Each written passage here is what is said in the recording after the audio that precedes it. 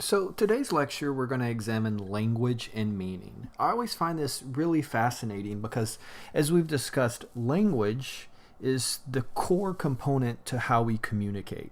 And yet, we often don't even stop and think about how intricate and complex language really is. So, I hope you find today's lecture both engaging and interesting. So, when we talk about language, as we've discussed prior, that language really is the use of symbols, letters, or words for the exchange of meaning. That's how we've defined it to this point. It is an intrinsic part of our verbal communication, how we speak. Now, there are two key processes that are related to language and how we use it. The first is encoding, and the second is decoding. So when we encode a message, that is, we are translating the thoughts in our heads into actual spoken words. So there's something that we want to say to someone, right? Or something we want to say, and we have to think or translate, we have to encode that into the actual words that convey the meaning that it is that we're trying to put out there. And then the second part is decoding, and that is when we assign meaning, right?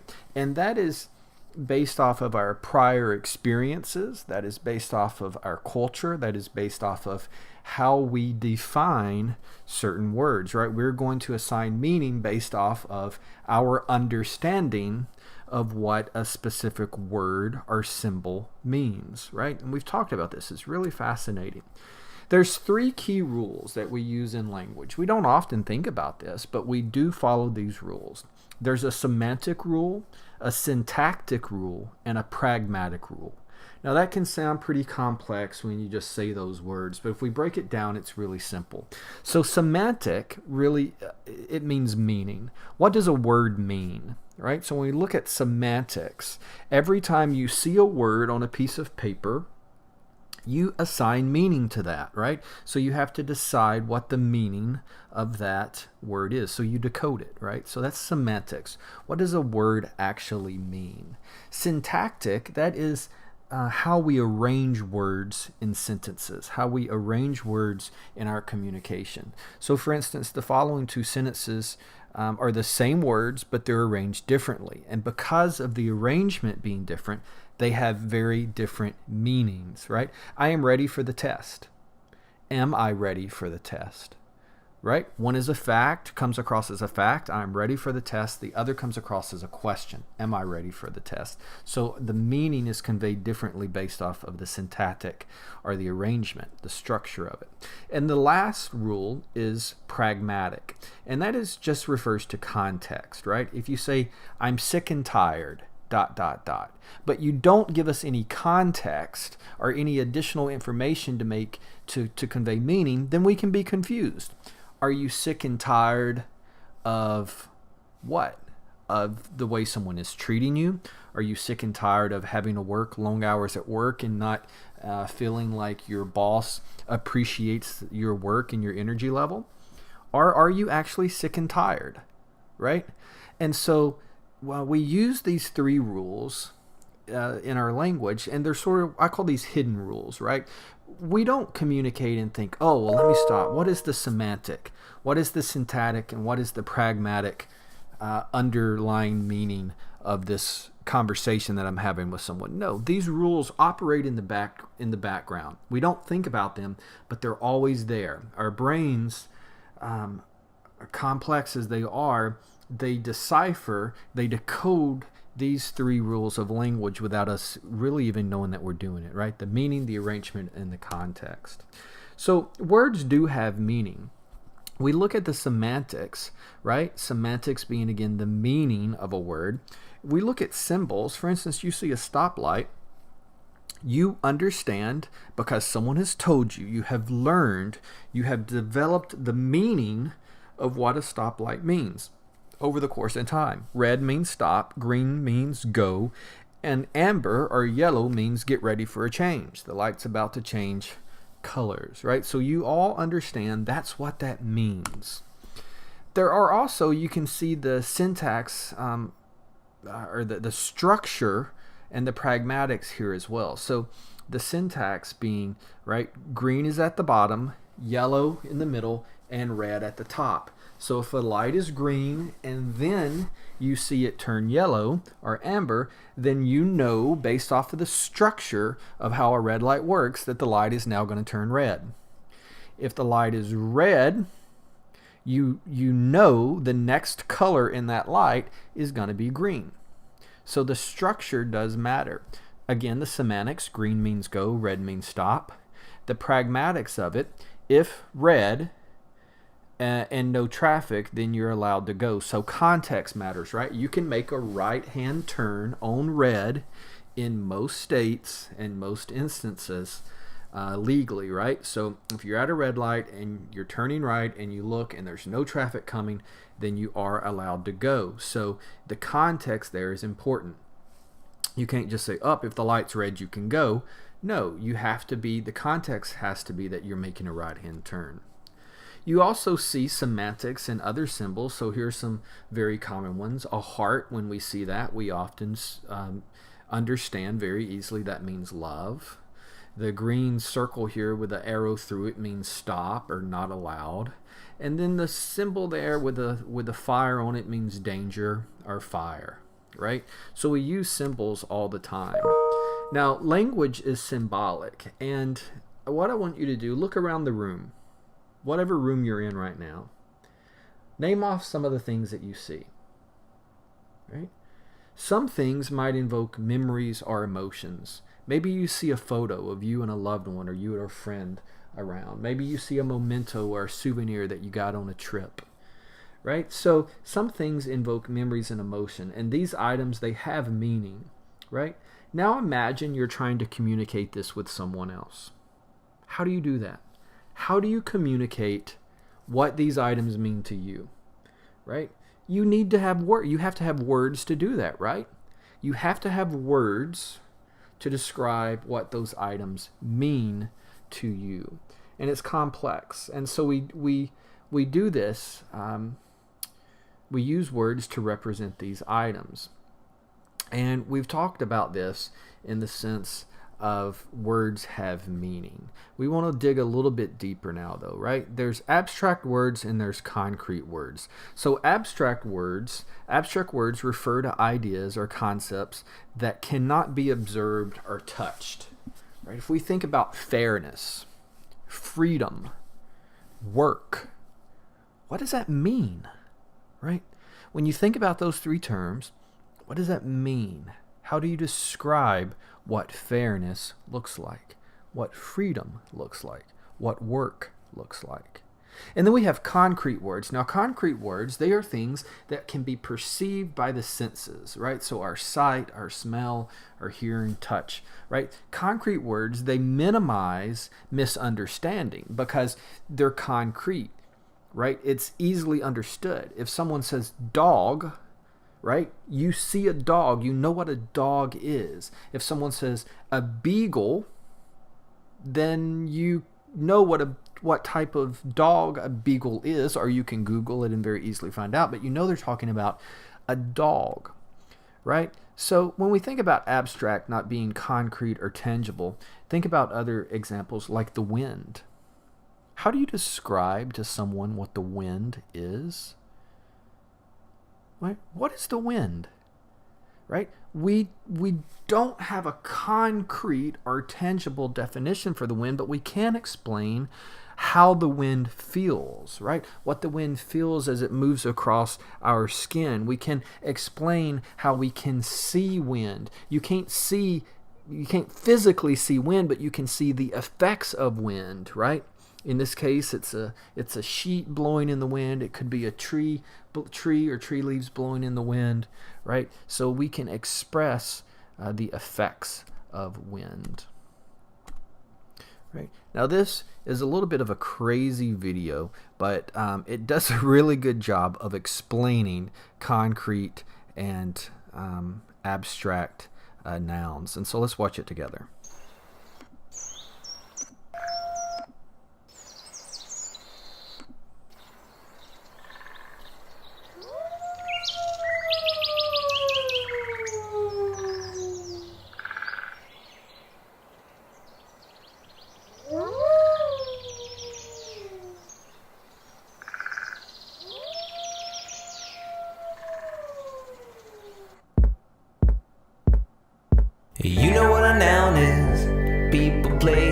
feelings and ideas. But nouns come in two different types, and I'll demonstrate what each of them is like. First you got your concrete nouns, they're physical, that's the key. Concrete nouns are everywhere, you smell, taste, touch, feel, and see. Abstract nouns are opposite, you can't see them but they're all right there. Emotional ideas and the feelings that you share. Concrete nouns are physical, while abstract nouns aren't at all. See the candles, smell the cake, but what smell does excitement make? Concrete nouns are physical, while abstract nouns aren't at all.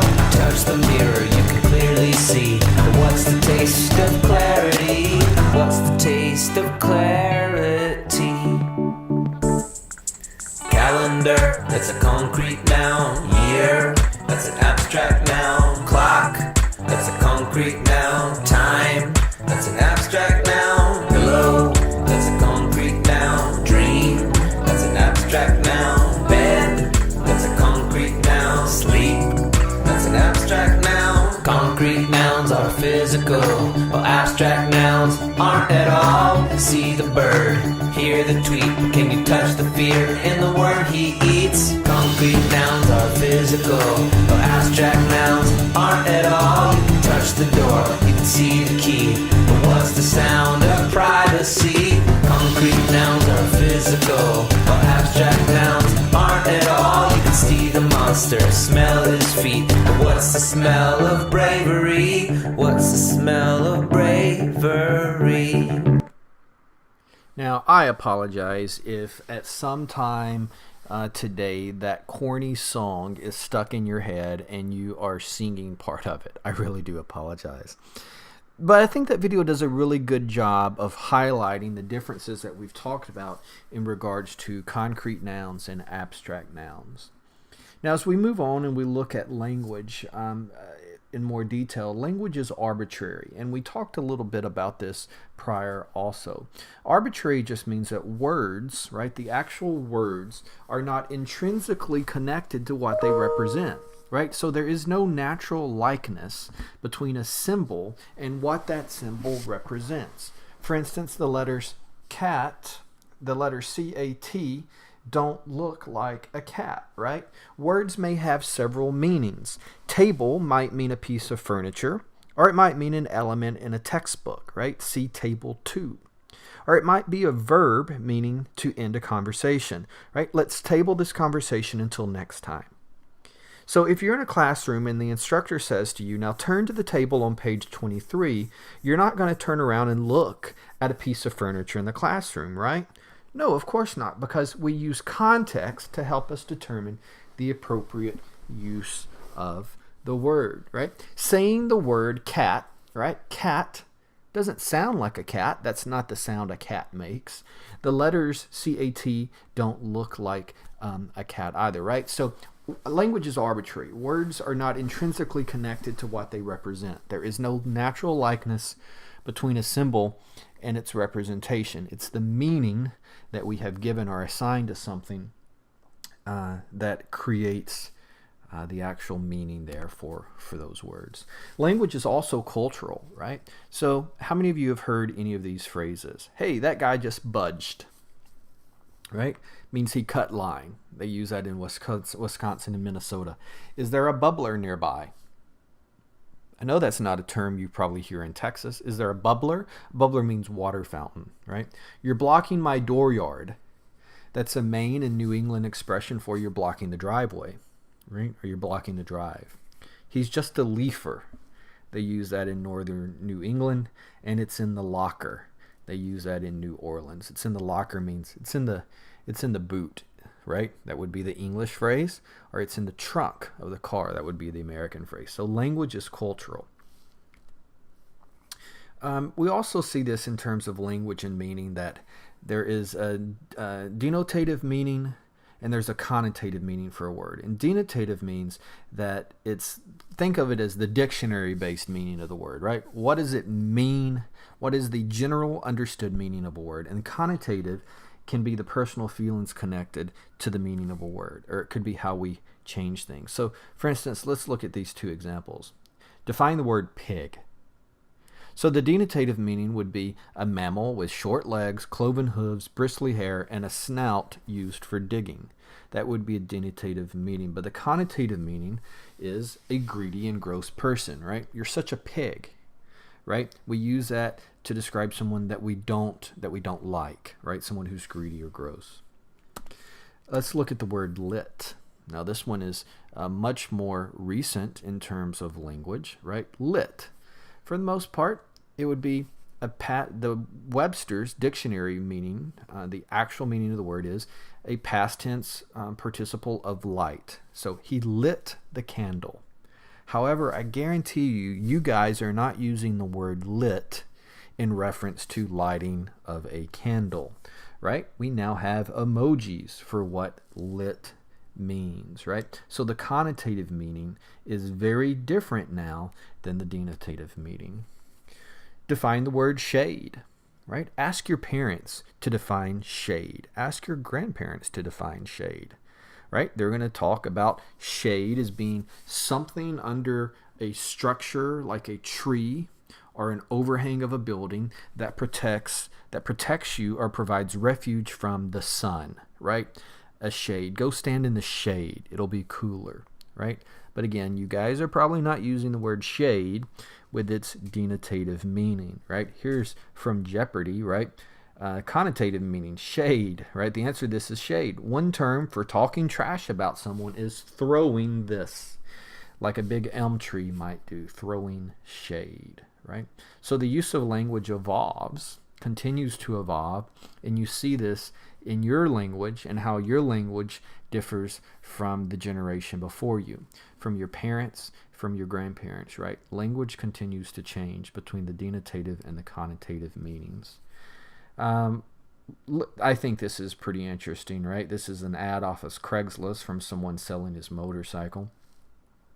Bike is perfect, has 1,000 miles, had its 500-mile dealer service. It's expensive, adult-ridden, all wheels have always been on the ground, used as a cruiser commuter. I'm selling it because it was purchased without proper consent of a loving wife. Apparently, do whatever the F you want doesn't mean what I thought, right? So the meaning of language is based off of context and understanding. As we end today's lecture, I want to look at it from a cultural perspective. Again, our language only means something to us in the context of the cultural perspective of how we're raised and the language that we speak. And we often see this just when you're around people who are speaking a foreign language and you don't understand the meaning of anything that they're saying. So it highlights the role that culture plays in language. And so let's look at language from a cultural perspective as we finish today.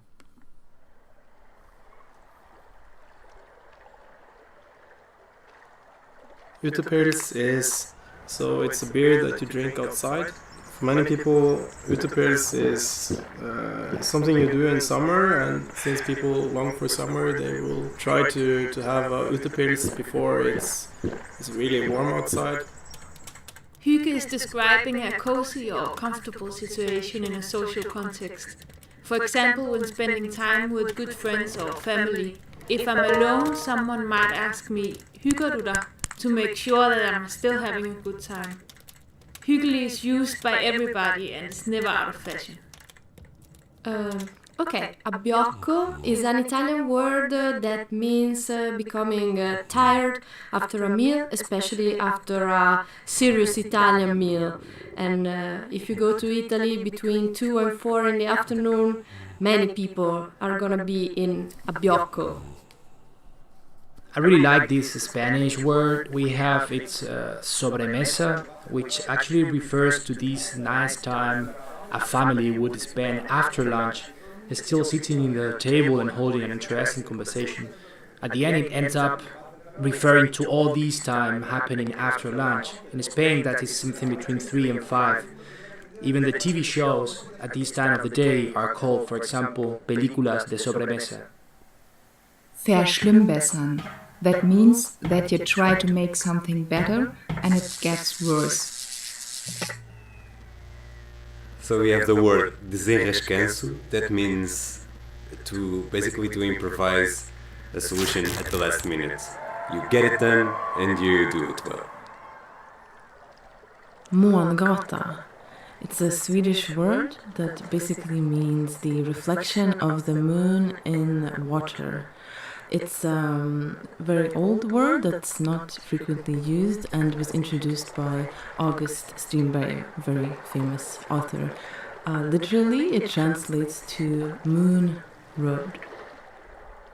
We have a similar word in Turkish, which is yakamoz. We use it especially for the sea, but actually it has a slightly different meaning. It's the sparkle on water made from fish or paddles. Click on the language. So I think that's an interesting way to end today's lecture, is just to keep it in perspective of culture and the importance that language has in our day-to-day lives and how it is the core foundation of our communication.